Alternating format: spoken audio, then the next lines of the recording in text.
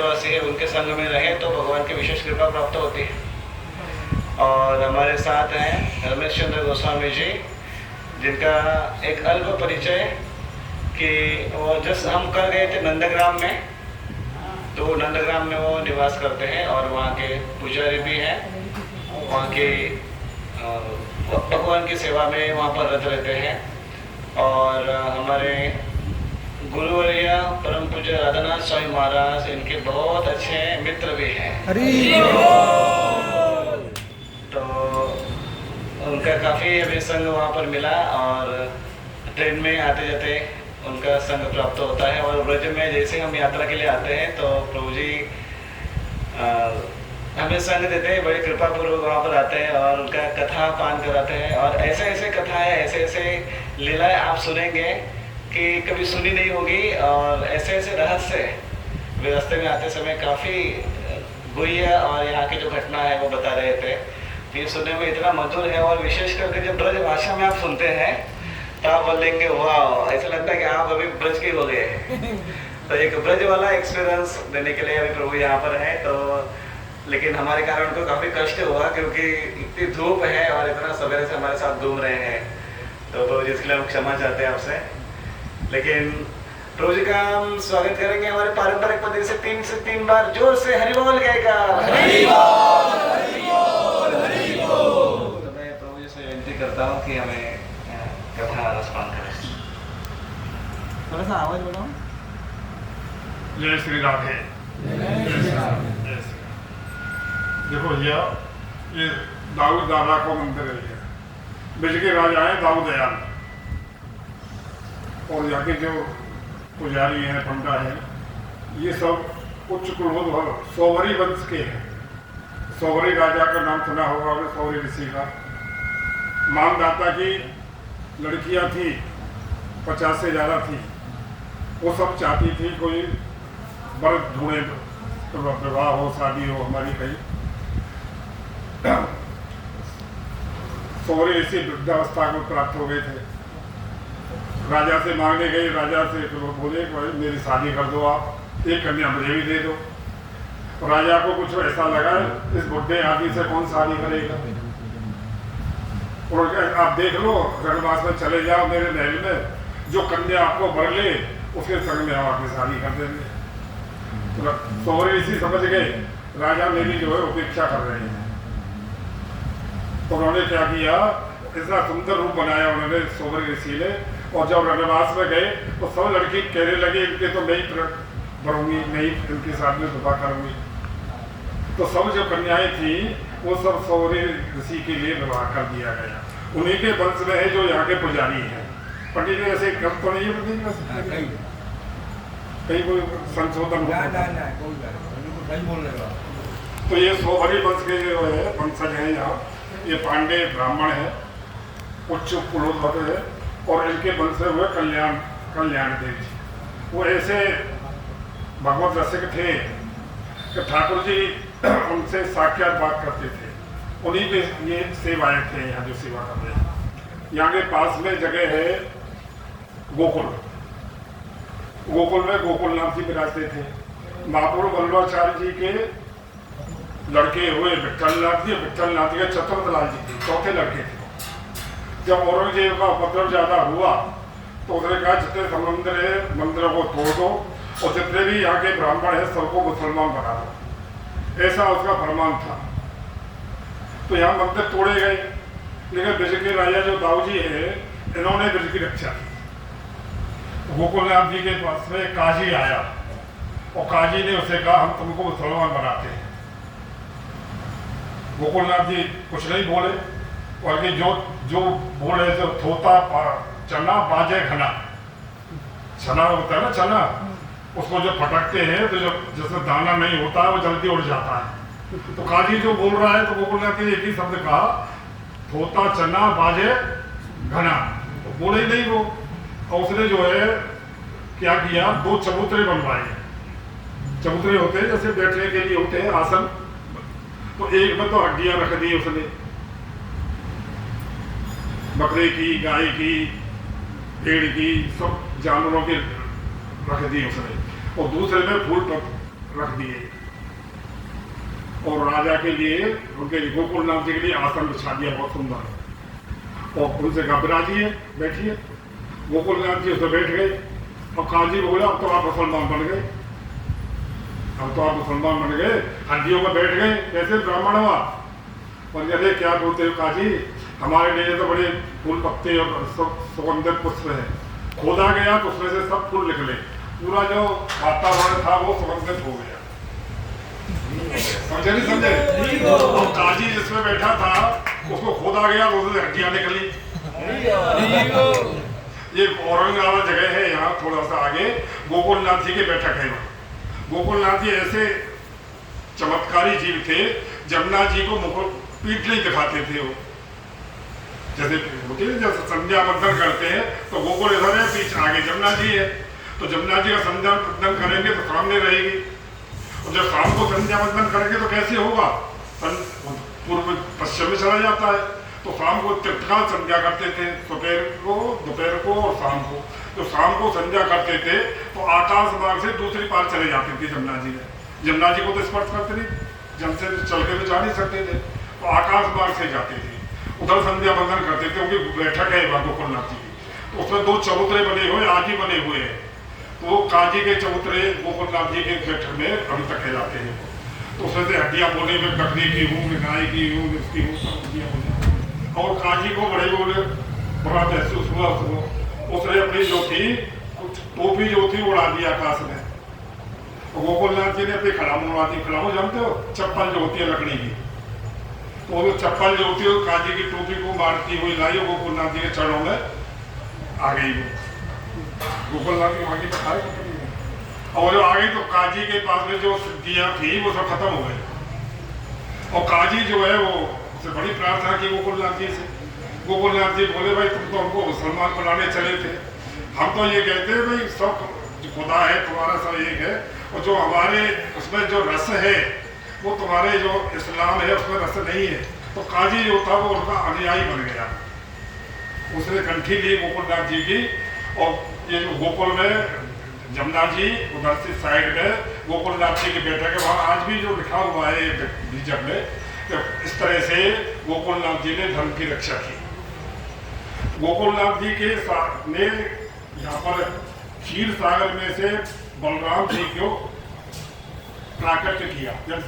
ये तो यहाँ के जो श्री विग्रह हैं ये आज के नहीं है, ये उसके बनाए हुए हैं। ये भगवान कृष्ण के बद्रीनाथ जी प्रपौत्र हुए, भगवान कृष्ण के वंश में प्रद्युम्न के अनुरुद्ध हुए और आगे जाकर के उसमें बद्रीनाथ जी हुए। 4 देव बनाए और 4 देवी बनाई और 4 महादेव बनाए। ब्रज का धारण किया उन्होंने, ब्रज जो था लुप्त हो गया, तो ब्रज को उन्होंने संवर्धन किया।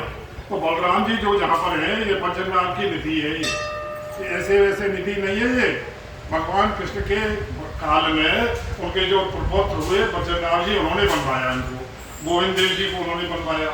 और एक हरदेव जी है, हरदेव जी गोवर्धन में है। और चौथे जो देव है वो है जिनको रूप गोस्वामी ने प्रकट किया था, गोविंद देव जी।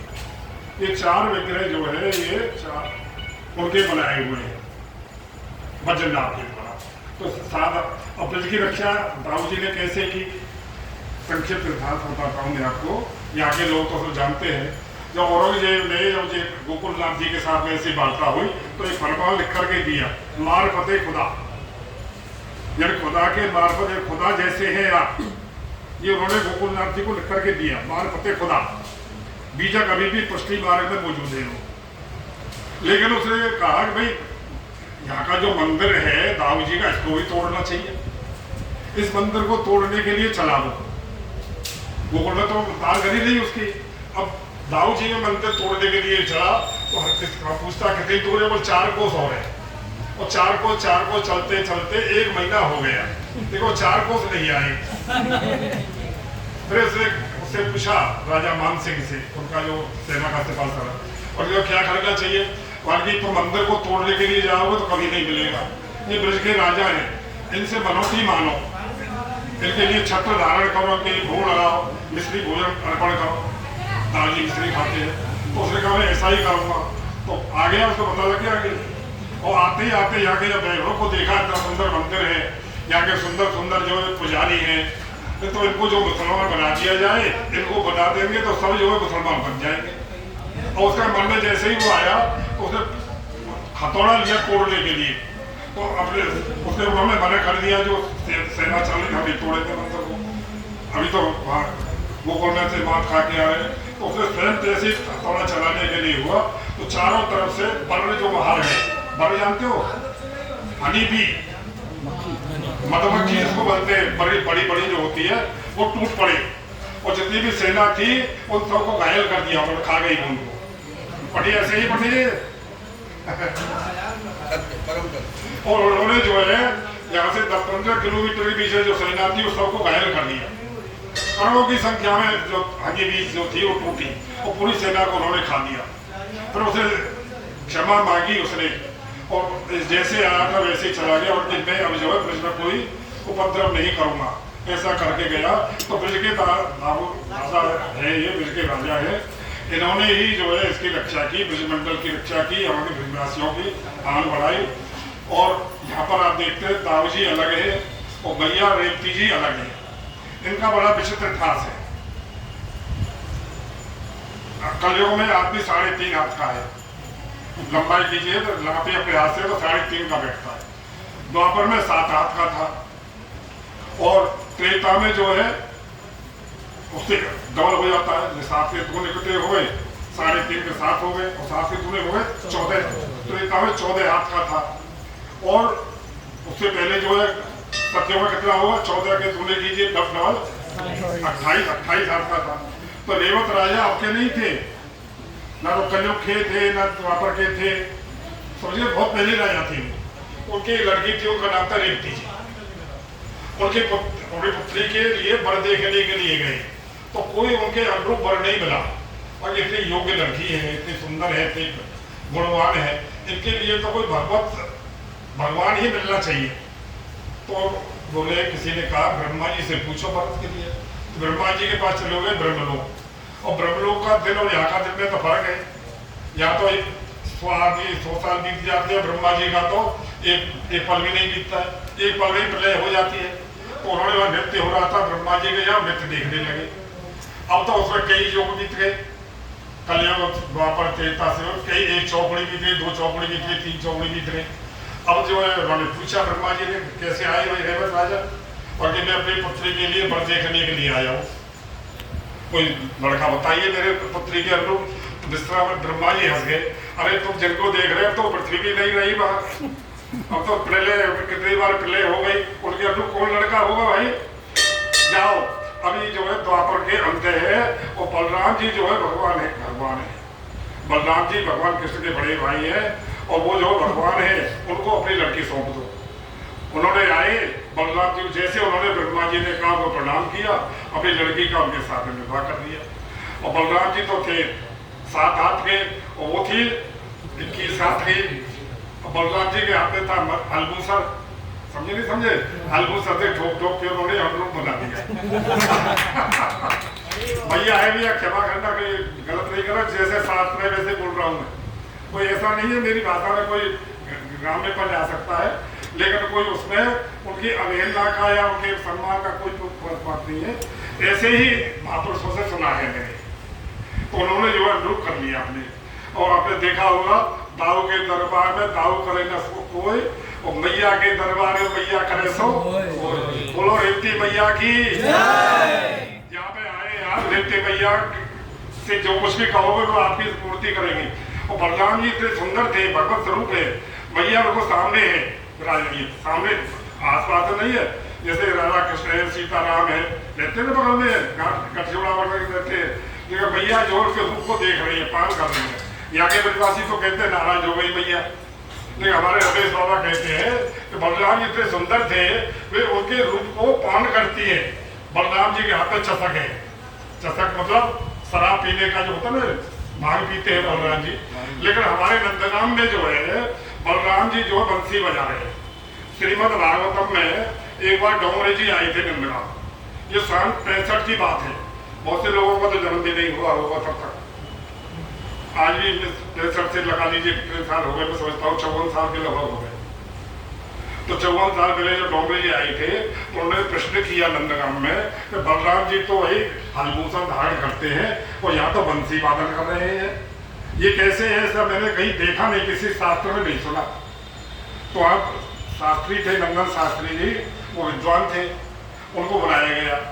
तो नीचे से वो अपने खेत पे से काम करके आए तो उन्होंने पूछा डोंगरे जी ने, ज़्यादा दूर नहीं है पर खेत पे से अपने आ गए वो। तो उन्होंने कहा महाराज जी वेणु गीत का जो प्रसंग है, वेणु गीत का अध्याय 20 आपके पास भागवतम मोबाइल पर देख लीजिएगा।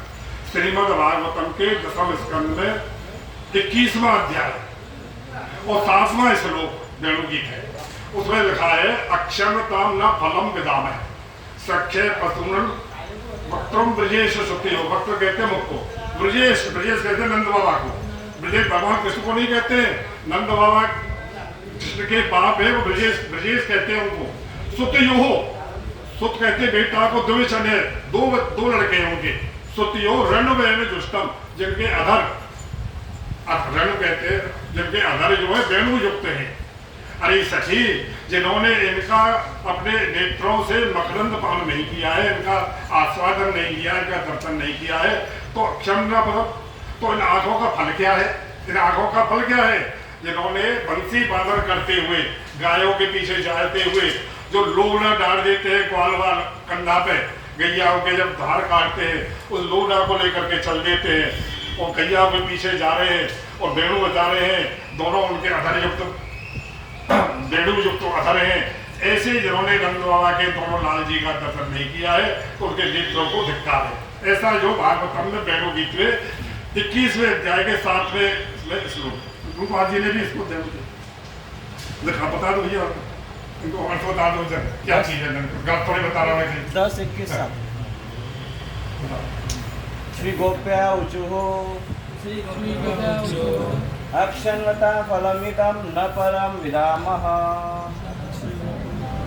सख्य पशुननु विवेशयतोर्वयस्यः वक्त्रं Vrajesh सुतयोरन वेणुजुष्टं यैर्वा निपीतकटाक्षमोक्षम्।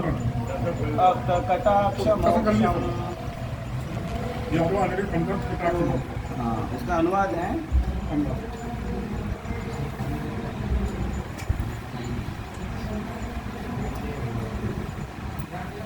The cowherd girl said, "Oh friends, those eyes that see the beautiful face of the son of Maharaj Nanda are certainly fortunate.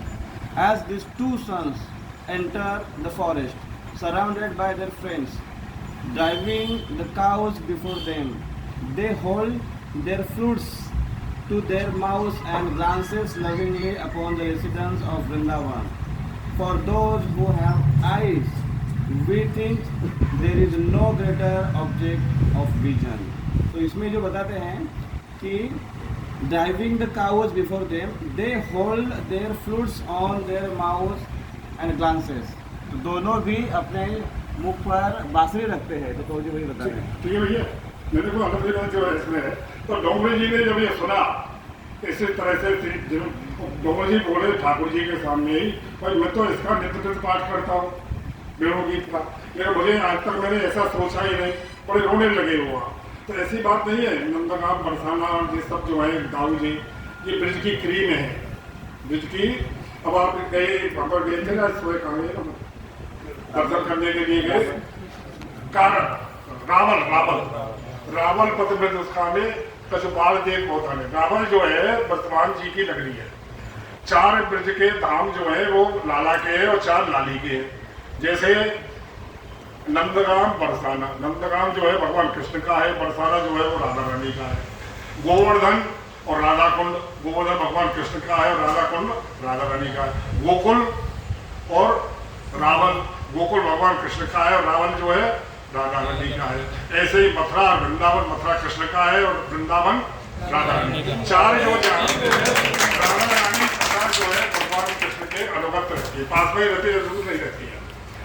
तो रावण जो है हमारे शास्त्रों में जो प्रमाण है वो ये है, राधा रानी ने जब जन्म हुआ तो उन्होंने नेत्र नहीं खोले। उन्होंने कहा जब सबसे पहले दर्शन जो करेंगे वो श्याम सुंदर के दर्शन करेंगे। श्याम सुंदर के दिन देखना क्या, आ तो गई है भूतल पर गोलोक को छोड़ करके। जब रावण ने जन्म लिया जमुना के किनारे पर तो उन्होंने नेत्र नहीं खोले। आज भी आप देखते हैं गुरपन चल करके आ रही है बगल में राधा रानी का छोटा सा रूप है। जब वसुदेव जी उनको लेकर के आए भगवान कृष्ण को, तो यहाँ पास में जगह पड़ती है गोकुल, गोकुल से दूसरी तरफ है कोयला, नाम है कोयला।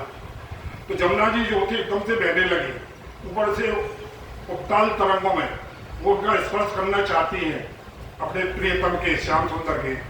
तो भगवान कृष्ण ने अपना पैर जो था वो नीचे लटका दिया। उस चरण के स्पर्श से, जमुना जल के स्पर्श से जमुना जो थी वो भगवान कृष्ण कहीं डूब नहीं जाए, जमुना में कोई अनहोनी नहीं हो जाए। वसुदेव जी घबराए और चिल्लाने लगे कोई लो कोई लो, इसको कोई मेरे बच्चा को रक्षा करो, कोई ले लो या कोई ले लो। उस काम का नाम पड़ गया कोयला। जमुना जी के दूसरी तरफ इधर तो है गोकुल, उधर साइड में कोयला एक गांव है, कोयला अभी भी है वो गांव। तो इस तरह से जब जमुना जी जब चल रही है, साथ साथ शेष रात चल रहे हैं, भगवान कृष्ण छवरिया में सूप जिसको कहते हैं सूप में है और बल लेकर के जब चल रहे हैं तो राधा रानी ने सोचा इससे बढ़िया अवसर क्या होगा, अपने प्रीतम का दर्शन करना चाहिए। उन्होंने जो नेत्र खोले और प्रियतम को निहारा, श्याम सुंदर को देखा। तो पहला जो है उनका दर्शन जो श्याम सुंदर का था। जब उनका जन्म हुआ तो नारद ऋषि आए, तो नारद ऋषि से सब जगह देख रहे थे भगवान कृष्ण का जन्म हुआ है तो उनके आराध्य शक्ति का भी प्रादुर्भाव हुआ होगा। उनको देखते हुए जब चल रहे हैं तो ब्रजवान बाबा बोले कि महाराज संत शिरोमणि, मेरे घर में कन्या ने नहीं जन्म लिया है, लेकिन वो कन्या कैसे कहूँगे कन्या है, वो तो नेत्र नहीं खोलती है, पता नहीं वो उसके नेत्र है भी या नहीं है, देख पाएगी कि नहीं आएगी। मैं उस लड़की की तरफ से, कन्या की तरफ से बड़ा चिंतित रहता हूँ।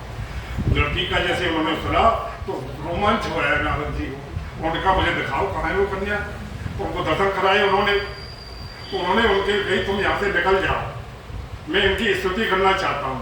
तो उन्होंने स्तुति की है, जो ग्रंथ है उसमें एक शब्द आता है जय कृष्ण मनोहारिणी, जय कृष्ण कृष्ण के मन को हरण करने वाली। तो उन्होंने जो नारद जी के सामने नेत्र खोले, तो उन्होंने जो है सुन लिया, ब्रजवान बाबा ने याद कर लिया जय कृष्ण मनोहारिणी, जय कृष्ण मनोहारिणी। वो तो सब याद रहा नहीं पूरा श्लोक, केवल एक शब्द याद रहा। तो जब चले गए नारद जी वहां से, उन्होंने उनसे कहा ये कृष्ण की बल्लभा है, ये साधारण नहीं है, इनका ध्यान रखना। ये जो है अभी नहीं पता नहीं कैसे तुम्हारे पुण्य जागृत हुए जो आपके यहाँ पर कन्या रूप से प्रकट हुई है। अब जो है इनकी स्तुति करो। ये भगवान कृष्ण की जब आएंगे तब इनके साथ में इनका ब्रह्मा जी भांडी निबंधन पाणी ग्रहण संस्कार करेंगे। तब ऐसा जो है शास्त्रों में उल्लेख है जय कृष्ण मनोहारी। तो राधा जी ने जैसे ही उनको निहारा, श्याम सुंदर ने उनको निहारा, चारों नैन भय घोरे धोखो बिटिया जी को, नंद के लाल हमारे ठाकुर और सब जगत ठीक हो। खट्टी छाछ नहीं भावे सूर्ख भैया घी को वो नंद के लाला की मंदिर के पुजारी है भैया, ये सम्मानीय लोग हैं। मैं ठाकुर जी के दर्शन करना चाहता हूँ। अरे ना आप सम्मान नहीं हो, कोई बात नहीं है हमारे वो नंद के लाला की जय। हाँ माइक है भैया, ले लो।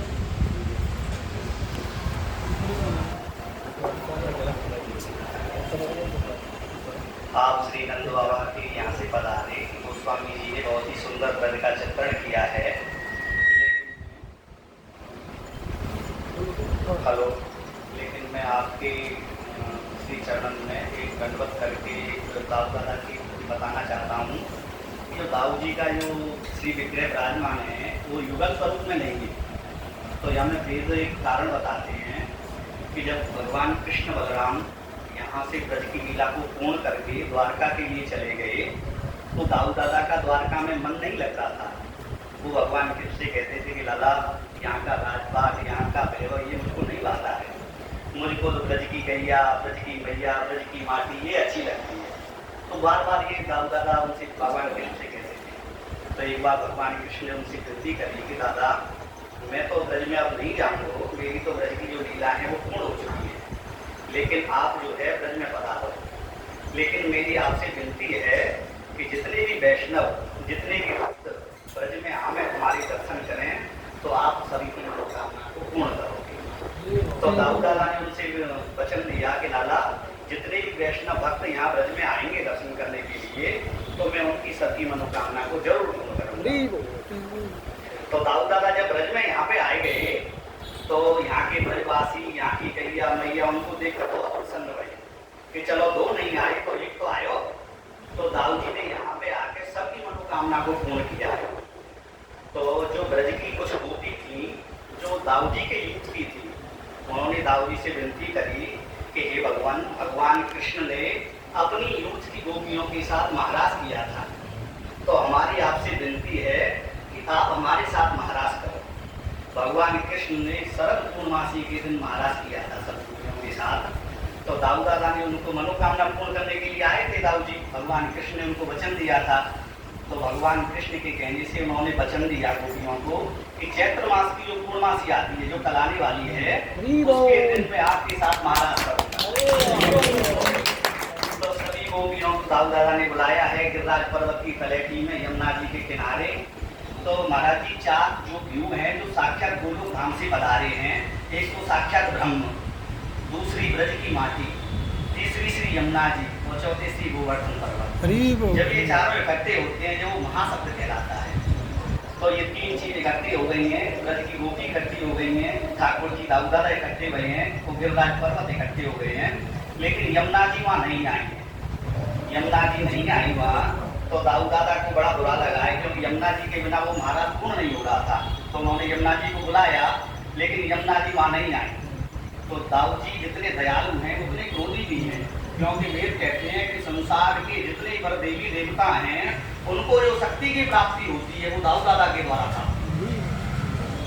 तो यमुना जी जब नहीं आई है तो दाऊ दादा ने अपने हल से यमुना जी को खींचा है।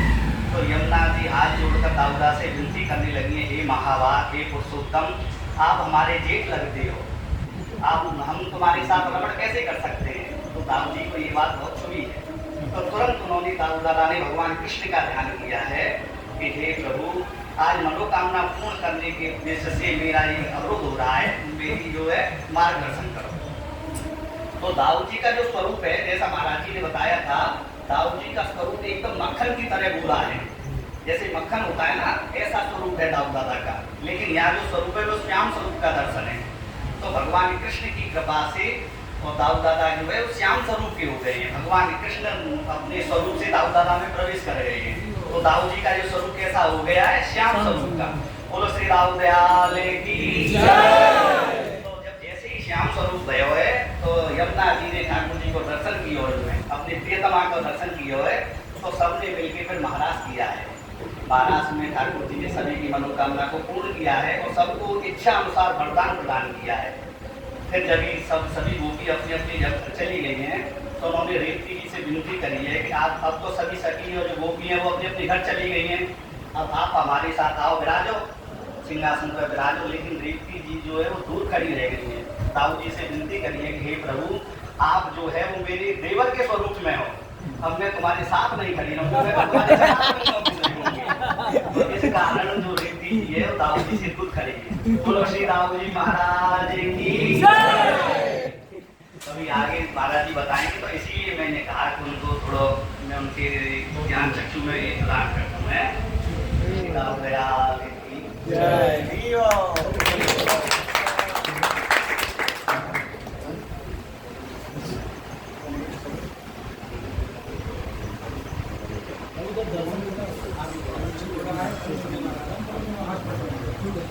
रमण